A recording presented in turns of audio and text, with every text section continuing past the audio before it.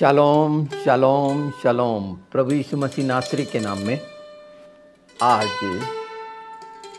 जो हम जानने जा रहे हैं पवित्र आत्मा के द्वारा, तो आज के दिन को समझें। 23 तारीख है ना आज, जुलाई महीने की, और यहूदी कैलेंडर या बाइबल का कैलेंडर के अनुसार 17 तमूज है। 17 तारीख है तमूज महीने की। तो आज हम मसीहों के लिए ये जानना समझना जरूरी है कि ये 17 कितना महत्वपूर्ण है। परमेश्वर ने समय क्षणों को रखा, समय निश्चित किया, उसका समय, और उसने निश्चित किया हुआ है।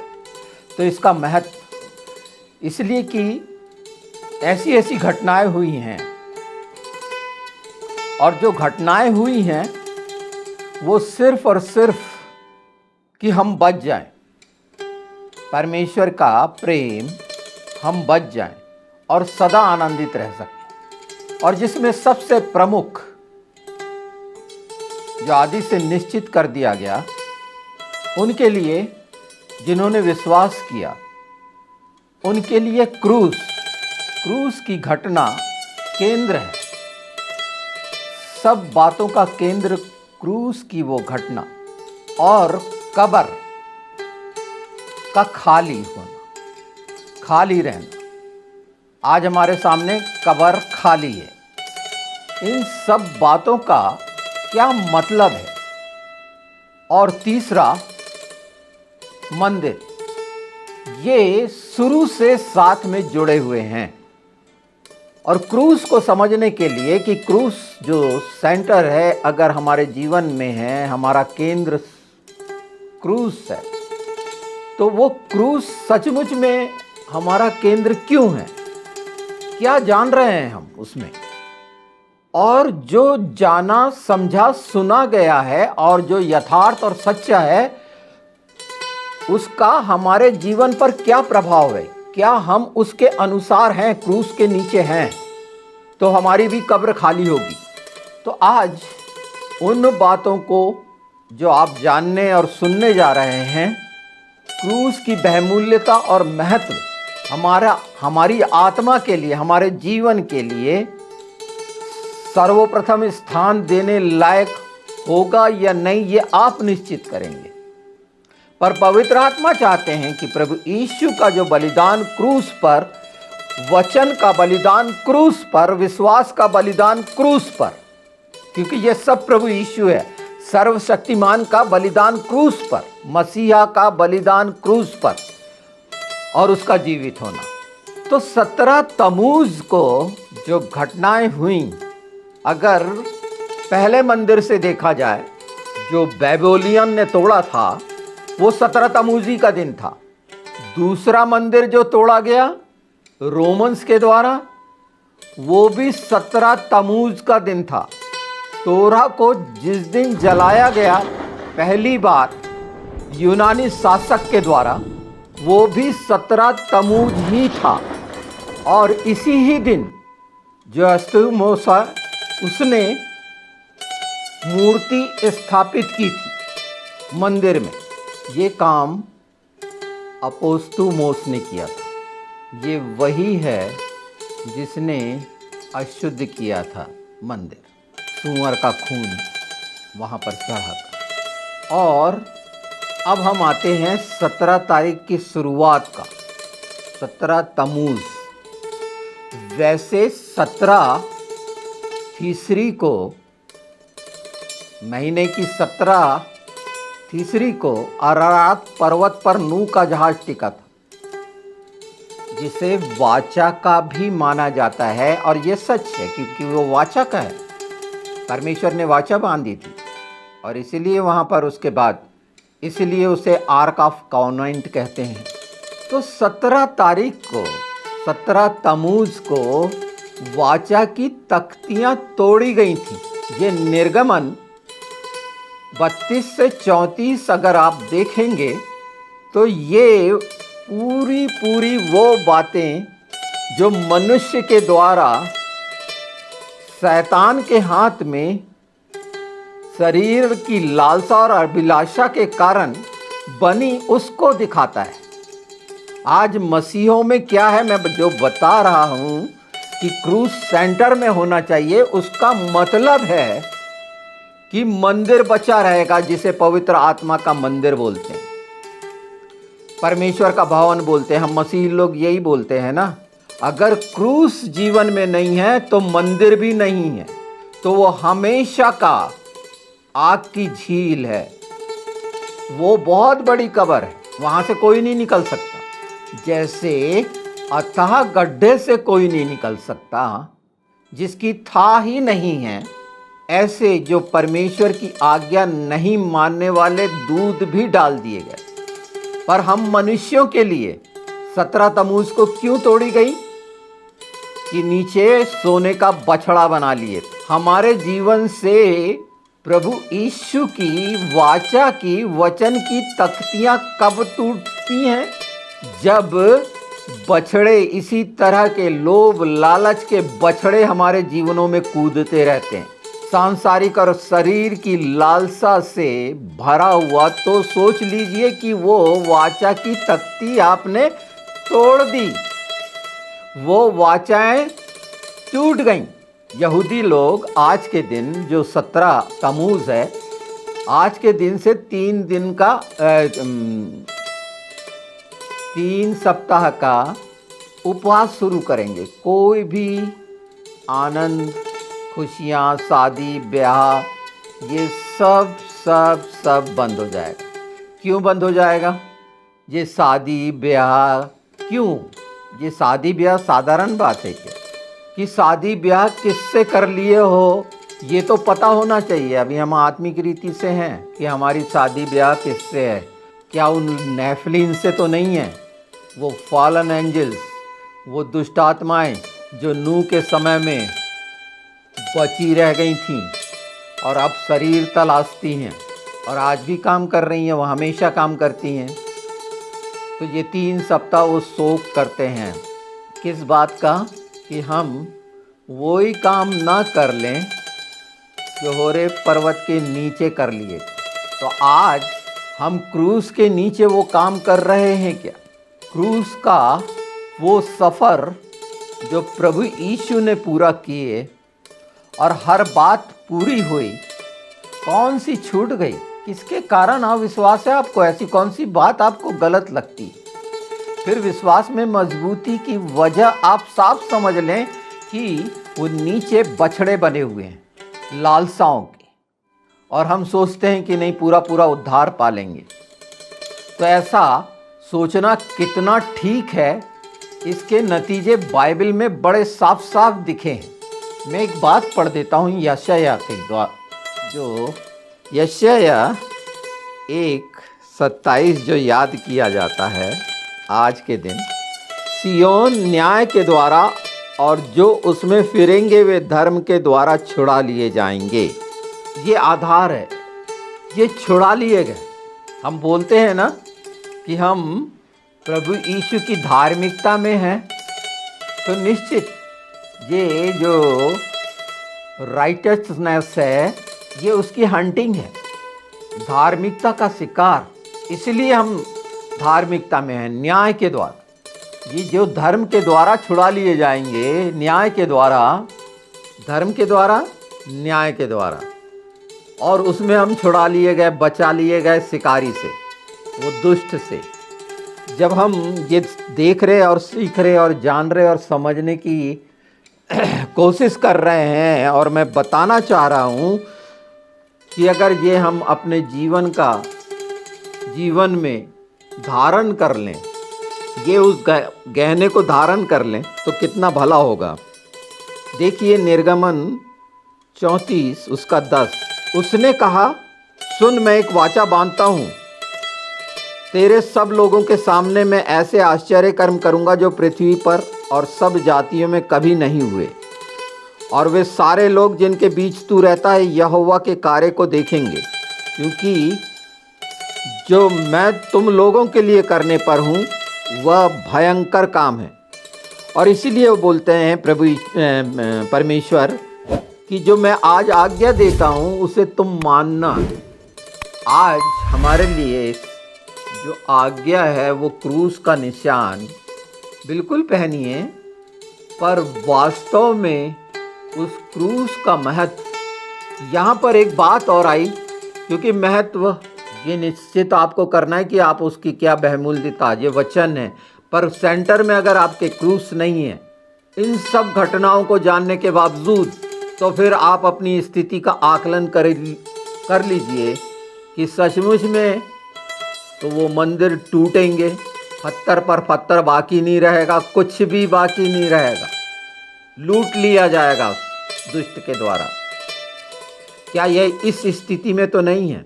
कब्र का खाली होना इस बात को दिखाता है हमारे लिए सबसे बड़ी आशा, और वहीं से शुरू है कि जैसे वो बचा और कब्र खाली है, मैं तुम्हें कब्र में नहीं रहने दूंगा। ऐसा किसी में है क्षमता इस बात की, इस ऊंचाइयों तक समझने की, उस सच्चाइयों की?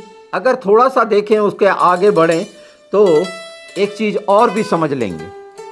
निर्गमन 34:14, क्योंकि तुम्हें किसी दूसरे को ईश्वर करके दंडवत करने की आज्ञा नहीं, क्योंकि यहोवा जिसका नाम ज्वलनशील है वह जल उठने वाला परमेश्वर है। क्या है मतलब यहाँ पर?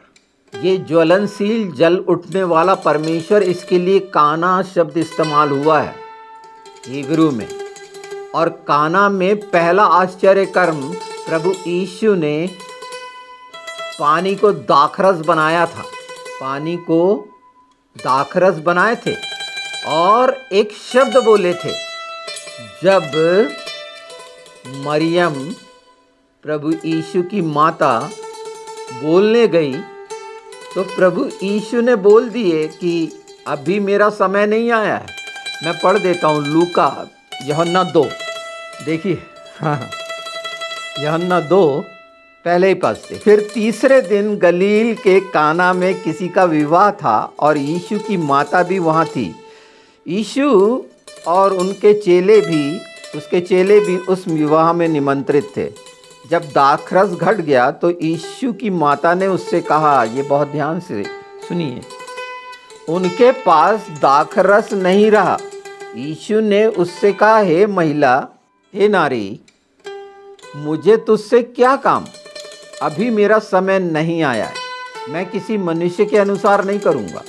अगर कोई सोचता है कि उसके मनमानी के अनुसार हो जाएगा तो हर चीज़ का, तो यहाँ पर जो आत्मिक रीति से है, सांसारिक रीति से सोचने वाले, उनके मंदिर गिर जाएंगे जो बने ही हुए हैं लोभ लालच के। उनके मंदिर लोभ लालच के अलग अलग हैं, डाकुओं की खो हैं, वो गिरेंगी ही और नाश हो जाएंगी। तो कुछ लोगों को नाश होने के लिए ही रखा गया है। जैसे कुछ लोगों को कठोर किया गया, यहूदियों को, कि अन्य जाति उद्धार पाए, पर वो बछड़ा बनाना, वाचा की तख्तियों को तोड़ना। 17 के मैं खूबसूरत हिस्से बता रहा हूँ, क्योंकि 17 अंक का मैंने बोला भी है, बताया भी है कि वो कितना, उसका मतलब ही तो खूबसूरत होता है। और मूसा का पहला नाम जो खतने के समय 8वें दिन था, वो यही था। और सुंदर गेट पर बैठने वाले लंगड़े को भी आप जानते हैं। ये जो आश्चर्य कर्म हुए, उसके बाद देखिए ना, उसकी माता ने सेवकों से कहा, जो कुछ वह तुमसे कहे वही करना।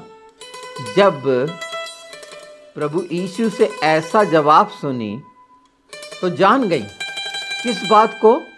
आज जब हम सुन रहे हैं तो वो समय जो निश्चित किया गया है, हम सबका समय निश्चित है।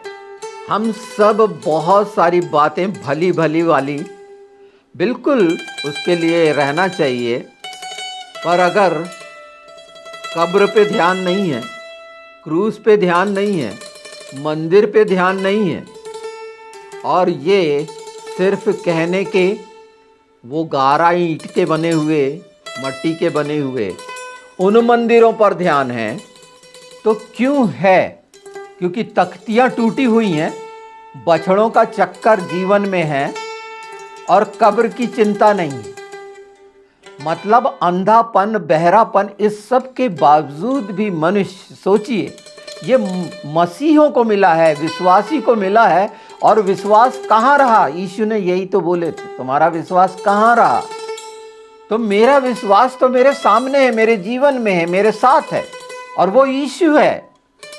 यीशु के अतिरिक्त कोई विश्वास नहीं, यीशु के अतिरिक्त कोई संसार नहीं, यीशु के अतिरिक्त कोई भी चीज अस्तित्व नहीं है।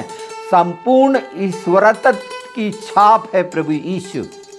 बाकी जितने आए हैं वो सब चोर और डाकू जो मर गए और मट्टी में मिल गए, जिनका अस्तित्व नहीं है, ये सब कुछ, हर चीज आखिरी में ढा दी जाएगी। अभी भी अपने जीवन में हम क्रूस को बीच में नहीं देखते हैं। इन सच्चाइयों के बावजूद भी जो प्रभु यीशु के 4000 साल पहले साफ साफ बता दी गई और दिख रही है, और आज भी वंचित है यहूदी मंदिर से, रोते हैं। वो टीयर्स वॉल जिसे कोटेल बोलते हैं, उसके सामने हागा करते रहते हैं, हिलकर रोते रहते हैं, आंसू बहाते रहते हैं, और अब याद करते हैं कि हमने क्या किया। तो हमने क्या किया? उस पवित्र लहू को क्या रौंद रहे हैं? झूठ और चालाकी में शैतान के साथ प्रभु यीशु को, पवित्र आत्मा को धोखा दे रहे हैं। अपनी कब्रों को सजा रहे हैं क्या? ये कब्रों को सजाना है, जबकि कब्र को खाली रहना चाहिए, क्योंकि क्रूस सेंटर में नहीं है। क्रूस के महत्व को, क्रूस को भुला दिया गया है, और नाना प्रकार के चमत्कार और आश्चर्य कर्म के पीछे भाग रहे, दौड़ रहे हैं, वचन खूब रट के याद कर रहे हैं, पर क्रूस जिसके कारण वचन है वो जीवन से निकल गया है, वो बलिदान हट गया है, वो दर्द, दुख और आंसू मनुष्य के अंदर है ही नहीं। लज्जा का वो उफान जो समुद्र में है, वो समुद्र में छिपी हुई चट्टान क्यों बने? दूसरों को बोलते हैं, शिक्षाओं को बोलते हैं, और शैतान के साथ छिप छिप कर कौन सा उफान निकाल रहे हैं। यहूदा पढ़ना, पूरा एक ही अध्याय है, पढ़ लेना। पर क्रूस अगर सेंटर में नहीं है, भूल जाओ। खूब कब्रें सजा लो, अपनी लालसाओं को पूरा करना, कब्रें सजाना है। शरीर को सजाने से कुछ नहीं होगा, और क्रूस के बिना कुछ नहीं। और दुष्ट, मैं बार बार इसे चिताते जा रहा हूं कि वो भुलाना चाहता है। एक चीज और बता दूं क्रूस के लिए, क्रूस पर लिखा था ना, यहूदियों का राजा वो इनरी। अब लोगों ने जे लिखना शुरू कर दिए हैं आई की जगह। क्यों? क्योंकि अगर बाइबल जो 16-11 की बाइबल है, उसमें देखोगे उसके पहले जे अक्षर था ही नहीं, आई था। आइसिस बोलते।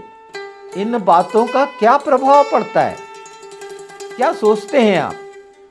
या ये जो सुना गया है 17 तमूज के बारे में, वैसे तो हर दिन के बारे में बाइबल में अगर ये ढूंढ डांड करेंगे तो हर दिन का मिलेगा।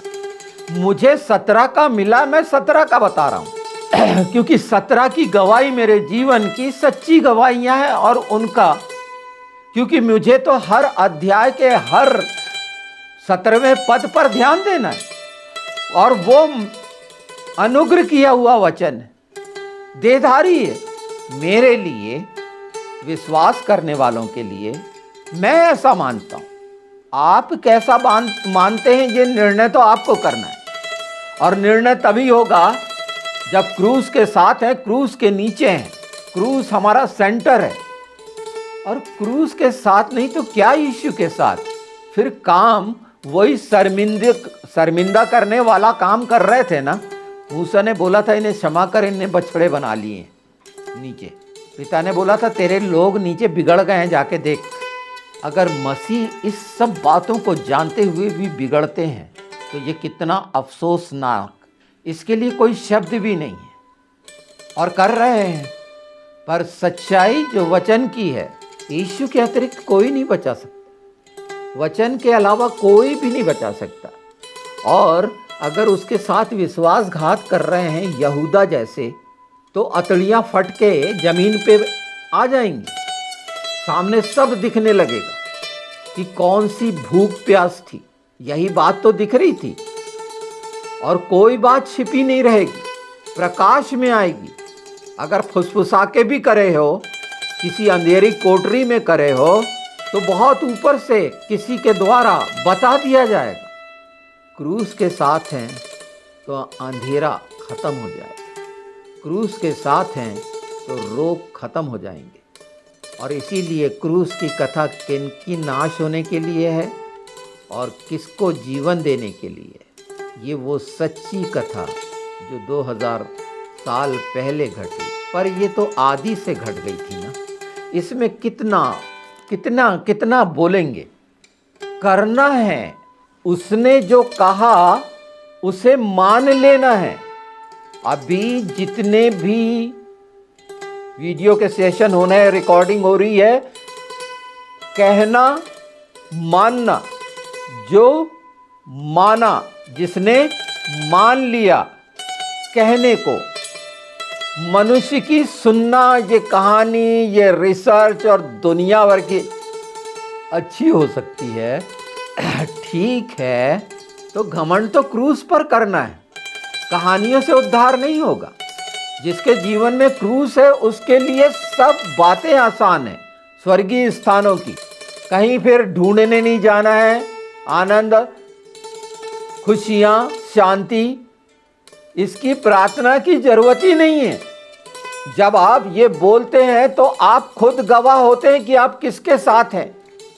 निश्चित सबके साथ बहुत कठिनाइयां हैं, सांसारिक शरीर की बहुत सी तकलीफें हैं दुष्टता के द्वारा, और तमाम दुष्ट आत्माएं वो क्रूस की मृत्यु और पुनरुत्थान पुनरुत्थान पुनरुत्थान, ये सब अगर पुनः उत्थान उसी समानता और स्वरूप में मनुष्यों की बातों से, लुभानी बातों से प्रभावित होने की जगह क्रूस पर अगर दृष्टि रखते हैं वचन के अनुसार, जो बलिदान और सिर्फ बलिदान प्रेम को दिखाता है।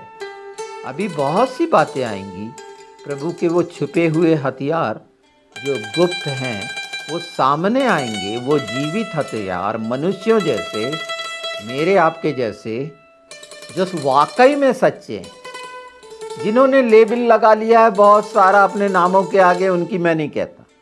उन सारे चोरों को मैं जानता हूँ। पहचान कराई है परमेश्वर ने। ये अधिकार की भाषा है जो दिया गया, और वही मैं आपको बता दे रहा हूँ कि आप भी अधिकारी हैं। उन चीज़ों को जो हमारे लिए रखी है आगे बढ़कर ले लेना।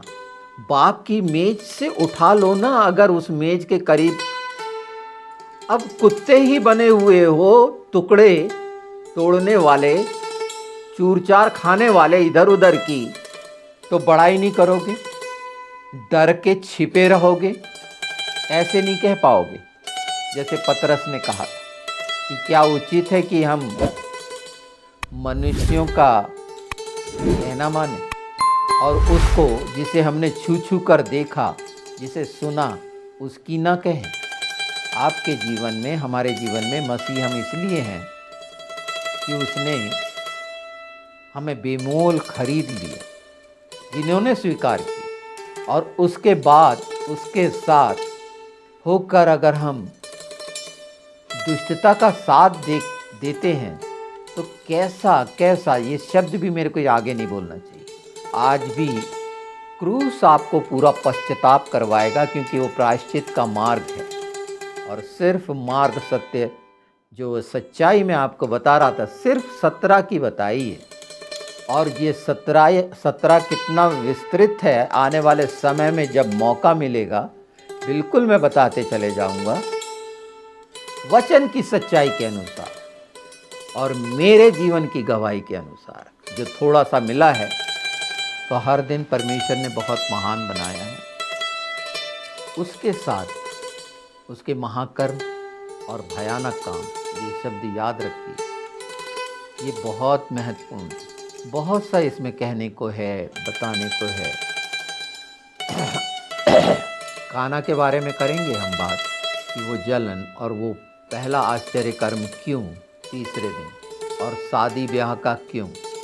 क्योंकि वही काम जो उत्पत्ति 6 में हुआ था आज हो रहा है, और ऐसी संतानें निकल रही हैं। ज़्यादा अच्छा है कि सतर्क हो जाएं और क्रूस को अपना केंद्र मानें, पवित्र आत्मा की मदद मांगें, यीशु के नाम में मदद मांगें। दूसरी चीज़ों की आवश्यकता ही नहीं बनेगी। वचन की ये सच्चाई, और फिर आपके द्वारा कोई भी वाचा तोड़ी नहीं जाएगी, वाचा की तख्तियाँ नहीं टूटेंगी। अगर मानने के बाद भी, आत्मा से शुरू करने के बाद भी जब हम पहला अंगीकार करते हैं फिर शरीर की तरफ भागते हैं, तो कैसे क्या घिनौने हैं। और ये मैंने देखा है, बार बार गिरगिट की तरह रंग बदलते लोग थोड़ी थोड़ी देर में कैसे कैसे हैं। मनुष्य कितना कमज़ोर है, और इसीलिए क्रूस वो है जो आपको स्थिर करेगा, दृढ़ करेगा। वही ढाल है, वही तलवार है, वो सब कुछ। अपनी कब्रों को सजाना बंद करें, वो कहने के लिए आप अपनी कब्रें खोद रहे हैं, मंदिर को तोड़ रहे हैं। अगर क्रूस से दूर, सिर्फ मन की लालसा और क्रूस, और वो क्रूस का प्रभाव अगर हमारे अस्तित्व में नहीं, तो कुछ नहीं, तो ढीठ है, कठोर है। इस बात को अच्छे से जान लें। और क्रूस का महत्व आपका काम है कि अगर आपने क्रूस उठाया हुआ है तो संसार पे प्रकट होना चाहिए, क्योंकि क्रूस बचाएगा। क्रूस तमाम चरित्र और आचरण को दिखाता है, वचन के, प्रभु यीशु के। और कोई नाम नहीं दिया गया। क्यों? सबसे बड़ा, वचन से भी बड़ा नाम। परमेश्वर ने कहा, मैंने अपने वचन को जो है, अपने नाम से भी ज़्यादा अपने वचन को महत्व दिया, यीशु को। और यीशु को वो नाम दिया जो सबसे ऊपर है। उसके बाद भी उस नाम पर जो योद सिन वाव आइन है, कहाँ समझेंगे याशुआ को? कब? आजा यीशु, आजा यीशु। वो आ गया है, वो हमेशा है, वो जीवित है। हर दिन मरोगे, हर दिन जिंदे होगे। जैसे तमूज की माँ होती थी एस्तरास, निम्रोद की पत्नी, कुंवारापन अपने जीवन में ले आए, है ना, व्यभिचार से बच जाए, और ये खरगोश और अंडे वाले चक्करों से निकल आए। ये नाना प्रकार के रीति रिवाज फरीसी और सदुकी वाले व्यवस्थापकों द्वारा जो निर्मित नाना प्रकार की भ्रांतियां फैलाने वालों से निकल आए। ये खरगोश वाले हैं, अंडे वाले हैं, ये वही हैं निम्रोद की माँ वाले, जो हर रात कुंवारी हो जाती। जानिए, वो जो उपास 40 दिन का और भस्म बुधवार, ये तमूज का है। तमूज जो है, नाम इसलिए बता दे रहा हूँ आज, निम्रोद का लड़का तमूज। और वही ये जो चंद्राकार रोटी हम तो उसके लिए बनाएंगी, चांद की मलिका के लिए। ये सब वहाँ की कहानियाँ हैं, बाइबल में हैं। इस पर ध्यान देने की जगह ये बड़ी अच्छी लगी होंगी, ये इस पर ध्यान जाएगा। पर क्रूस महत्व है। मैं ये इतनी बातें बता दी हैं, क्रूस से ही सब निकलेगा। वो लहू क्रूस से बहा था, और क्रूस से बहा था मतलब वो तमाम क्रूस की यात्रा। क्रूस की यात्रा मतलब वो वचन की पूरी पूरी यात्रा, जिसमें हमारे लिए दुख उठाना शामिल है। सिर्फ दुख उठाना नहीं, हमारे लिए वो सब बातें जो हमारे लिए थीं वो हम पा सकें। ये है क्रूस का महत्व। अगर क्रूस को आपने अपने बीच में नहीं रखा है तो यीशु आपके बीच में नहीं है। और यीशु आपके बीच में नहीं है तो फिर आप क्यों कहते हैं जहाँ 2 और 3 इकट्ठे होते हैं वहाँ मैं उपस्थित होता हूँ? वहाँ कुछ नहीं कहना है। जब पट्टियाँ ही टूटी पड़ी हैं, तमूज के वो सारे कारनामे हैं, एक बार विचार करिए। और अभी भी समय है, मन फिराइए। वो बोलता है, उसकी आवाज़ सुनिए, तेरी शीरीन आवाज़ मैं सुनता हूँ मसीह, बुलाती जो। याद आया? तेरी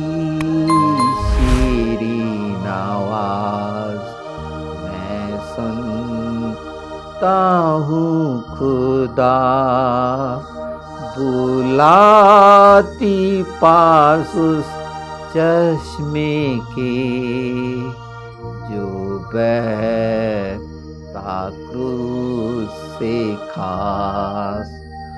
आता हूँ मसीह, आता तेरे पास, धो के साफ कर लहू से जो बहता क्रूस से खा।